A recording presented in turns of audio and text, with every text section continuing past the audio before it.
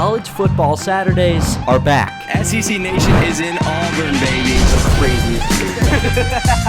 He's just invincible.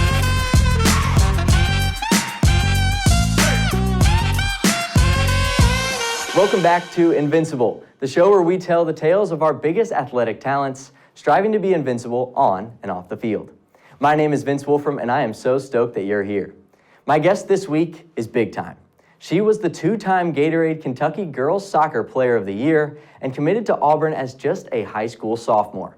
Last season, she led Auburn in goals, assists, and points, which were tied for the fourth most by an underclassman in program history. Check any women's soccer awards watch list, and you can probably find her. I sat down with the top drawer soccer number 15 player in the nation, Anna Haddock. Let's hear her story. Anna, welcome. Yeah, thanks. I'm excited to be here. Excited to have you on. So you are leading this Auburn team so far, but I want to take it back to the beginning, to when you were introduced to soccer. Tell me about when you first started playing soccer, when you were first introduced to the game.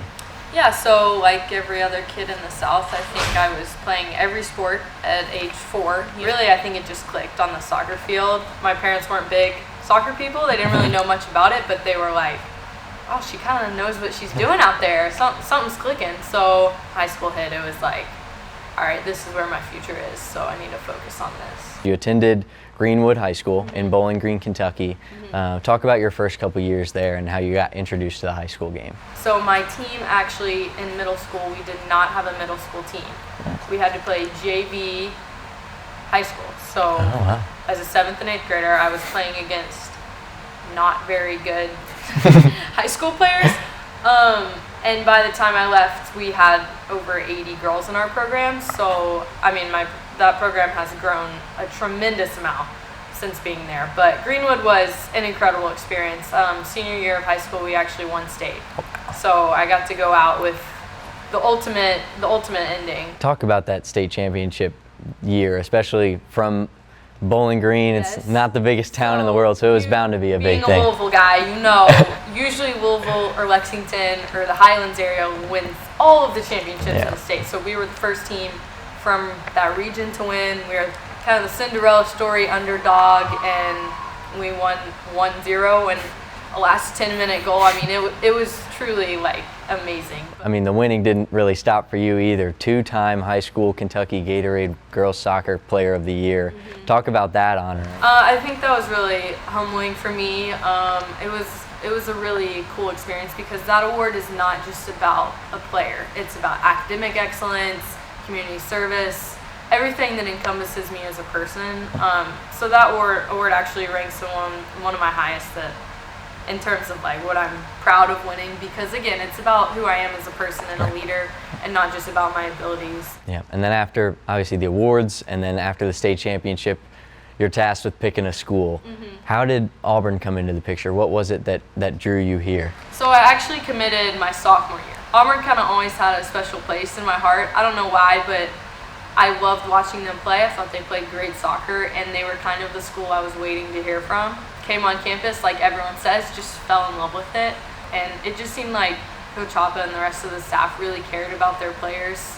And then there's obviously nothing quite like the Auburn family. I mean, as cliche as it is, everyone says it day in and day out, and that was really, I think, the biggest determining factor for me, is it just felt like home here. Coming in as a freshman, there's a lot of unknown and a lot of expectations still to be set. What was your mindset coming into your freshman year? Well, all the unknowns, and then add COVID. Oh, yeah. Because that year was just wild for us, and you just kind of have that blue-collar mentality that you got to prove yourself. And we had a 48-day preseason, I think, because of COVID, so it really allowed me to grow into my confidence as a player and realize, oh shoot, I can play here. Like, I'm good enough. And then this summer, in May, you were added to the U.S. U23 Women's Youth National Team roster. Talk about that, because that's a huge thing too. Congratulations. Thank you. So that was my first national team call-up, and that was really something special. So I was planning on going on spring break the next day. Not so fast. Yeah, and then Coach ran into the locker room. I was getting taped, ready for practice, and she's like, Anna, look at this. And I was like, what are you doing? Are you okay? And it said, you know, we would like to invite Anna to U23 camp, as someone couldn't attend camp, so they invited me late in, and I'm kind of thankful it all happened so fast because I didn't really get to think about it and get nervous. It was just like, oh, you're on a flight to Portland tomorrow morning, so good luck, have fun. But no, it was incredible. I mean, that's kind of something I've been dreaming about my whole life, and to finally get to live that moment, getting there once, so they see you, they know your face, they know your style. So I'm really thankful and blessed that I even got that opportunity. Let's talk your future for a little bit here too. What do you see 5 years down the line? Where is Anna Haddock? All things go well, I'd like to be playing here in the NWSL. I think that'd be a really cool opportunity for my friends and family to be able to come see me play, but I would not be opposed to going overseas. I think that would be just an unforgettable experience, and I'd pick up so much life experience that is just unmatched. Absolutely. All right, well, that is all the sports questions we have. We're going to do some speed round questions here. You ready? Anna Haddock, if you could be any animal in the world, what animal would you be? Probably a cheetah. Why? Because they're really fast. That was like my favorite animal growing up. On the team, what are you most known for? Probably burping. I'm a really loud burper. Which one of your teammates is most active in the group chat? Probably Maddie Bondon. She's always reminding us of the things that we need to do. Good team reminder. Yeah, she is. Team player. She really is. What is your favorite color? Blue. If you could remove one color from the world, what color would you remove? Alabama red. Crimson red. Good answer. If you could only choose one song to play every time you walked in a room, what song would you pick? That's a hard one. Probably All Me by Drake. Cannot go wrong with Drake. If Hollywood made a movie about your life, who would you want to play you in the movie? I feel like Jennifer Aniston would be, she's just great, I love her. What was your best Halloween costume as a kid? Ooh.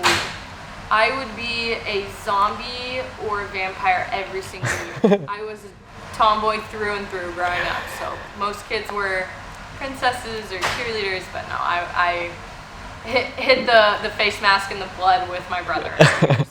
And with Halloween coming up, do you have any Halloween costumes set for this year? We'll be in Orange Beach. Oh, Pensacola this year, I should say. The SEC tournament's in Pensacola, so maybe I'll be a soccer player.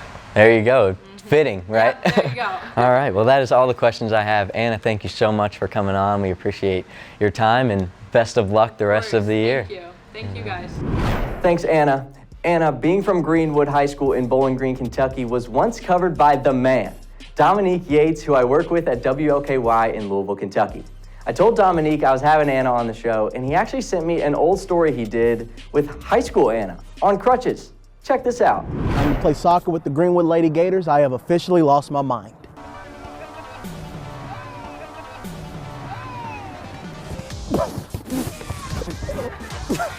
I saved one.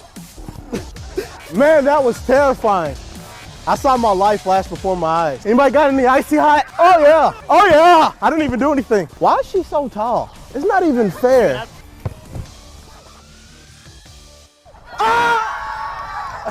You think I got what it takes? You know what? I think so. I mean, wow. What a great start to the show today. It does not get much better than that. Speaking of great starts, what a week it has been for some of the pro sports franchises from the Northeast. Here are some cold weather areas that are giving us some red hot sports teams. We'll start in a place where I want to be a part of it, New York, New York.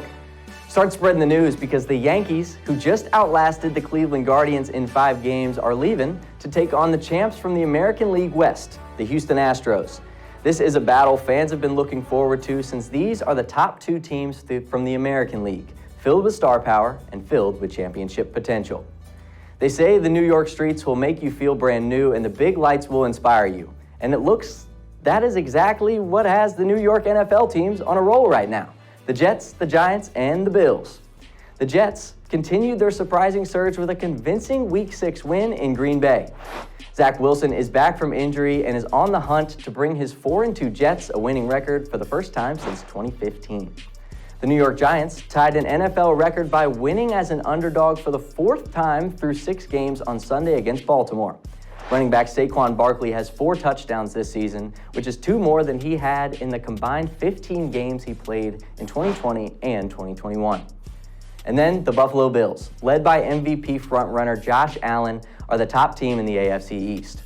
Interesting story last week for the Bills. Starting safety Jordan Poyer, according to sources, was not medically cleared to fly with the team to Kansas City due to resolving a collapsed lung. But that didn't stop him. The Bills arranged for Poyer and his family to travel to and from Kansas City in a van. The All-Pro safety played every defensive snap and had 4 tackles after what was an over 15-hour trip one way. Next, let's take the train down to the city of brotherly love, Philadelphia, Pennsylvania. The Phillies, after knocking off the defending champion Atlanta Braves in the divisional, are battling the Padres in the NLCS.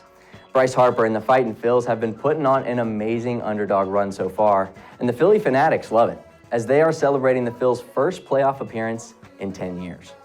Down to the link we go, as the Jalen Hurts and his Eagles squad are still the only undefeated team in the NFL, at 6-0 heading into their bye week. They beat their rival, the Dallas Cowboys, in Week 6, 26-17.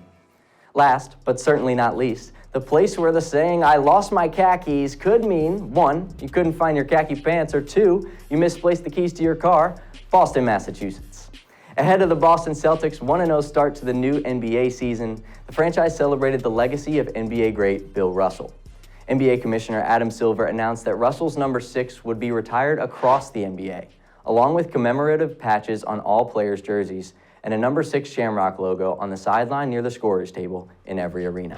Lastly, Patriots head coach Bill Belichick tied George Halas for second on the all-time wins list. Only Don Shula remains in front of Belichick with 347 wins.